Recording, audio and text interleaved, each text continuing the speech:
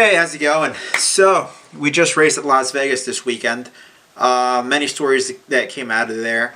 Nationwide Series, we had Mark Martin once again win another race in the Nationwide Series, maintaining his winningest driver streak in the Nationwide Series, making it that one more race more difficult for Kyle Busch to break his record. Mark is going to race a couple races this year, hoping to expand his lead and trying to avoid Kyle reaching his record. Another notable in the Nationwide Series was Danica Patrick. She ended up 4th overall in this race.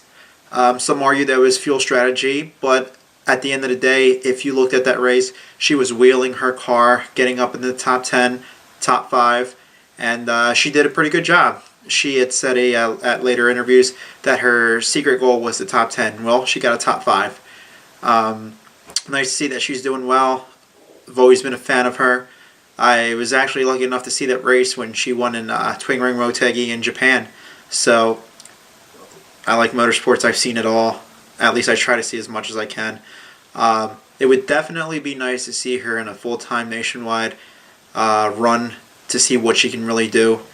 Next week, well, 2 weeks from now, they're going to Bristol. That'll definitely be a test for her. That'll definitely be something new that she's never encountered. And we'll see how she does there.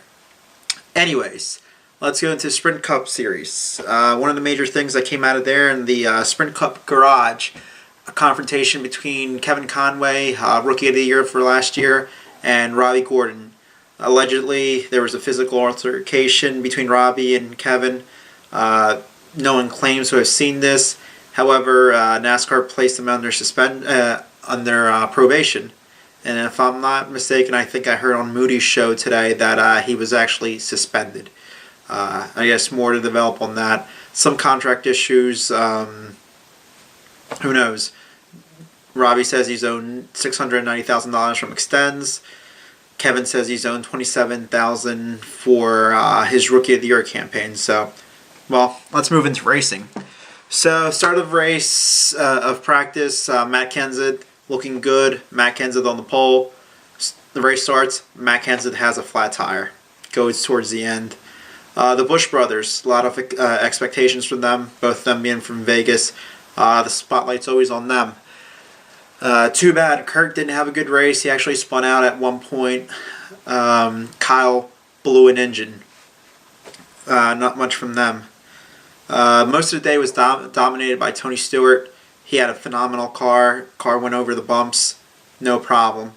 A misfortune in pit road actually had him do a pass-through penalty, and it was hard for him to make that up. Carl Edwards, cousin Carl. He ends up winning the race. Yes, maybe he should have finished second next to Stewart. However, you can't plan on these things happening, and Carl took the win. Great win for him. Back doing his backflip. Wanted to go in the crowd, but couldn't do it. In fact, I love that new celebration that he does. Seemed happy as all can be. Seems like it's going to be a great campaign for him. And we just keep on going from there. So one of the things I want to do is do a Jimmy following, so to speak, throughout my end of the week reviews. Following the champion, seeing where he's at, what he's doing. He is in fact our defending and current champion, so I think it deserves merit to follow him.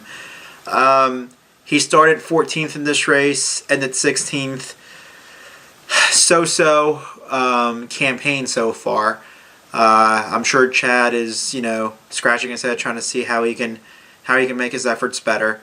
Don't want to blame this new nose, although there was a lot of aero sensitivity at this racetrack. We saw guys going around easily.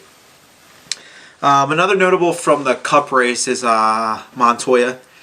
He ended up 4th in the race, and he ran a good race. I want to say that he was up in the top 5 all day. I don't think he was anything lower than that, and he just didn't have that edge that he needed to contend up front. But once again, it seems like he's doing a good job. As far as points right now, Stewart and Kurt Busch are actually tied for first, followed by Carl Edwards and Montoya.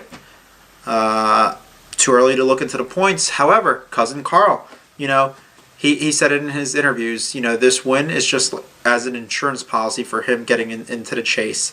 Once again, as people may or may not know, the top 10 in points will make the chase automatically, and then 2 people will add the additional wild card spots, taking account to how many races they've won. So everyone's going to want to win a race and go from there.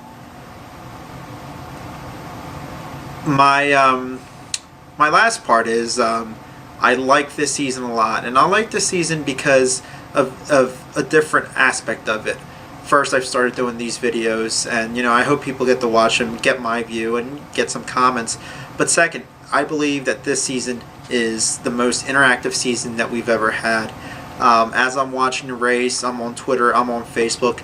My Twitter account literally only has NASCAR people in it, be it teams, the PR people for the race car drivers, and fans. And it's nice to talk to like-minded people, what's going on in the race, and it's something that I've really started to like. And so I'm as much on my phone typing away as I am watching the race. It makes it fun, it makes it exciting, and people get to share their opinions. So a little plug. If you want to follow me at Tuning Velocity on Twitter, and let's share some stories, share some debates, and see what goes. Anyways, if I were to make a pick for 2 weeks from now in Bristol, I would have to pick Denny Hamlin. Denny, I don't think he's flexed his muscles yet, but we know he's a good short track driver, and ending second in points last year, I expect him to start, making his way up again. So Denny Hamlin, that's my pick for next week. As far as what I'm going to do this week, I don't know. It's always boring when there's an off weekend. Don't got much to do. There is going to be a truck race at Darlington, so I'll be watching that and go from there. So see you 2 weeks from now, watching the Bristol race, short track racing at its finest, and we'll see what happens from there. See you.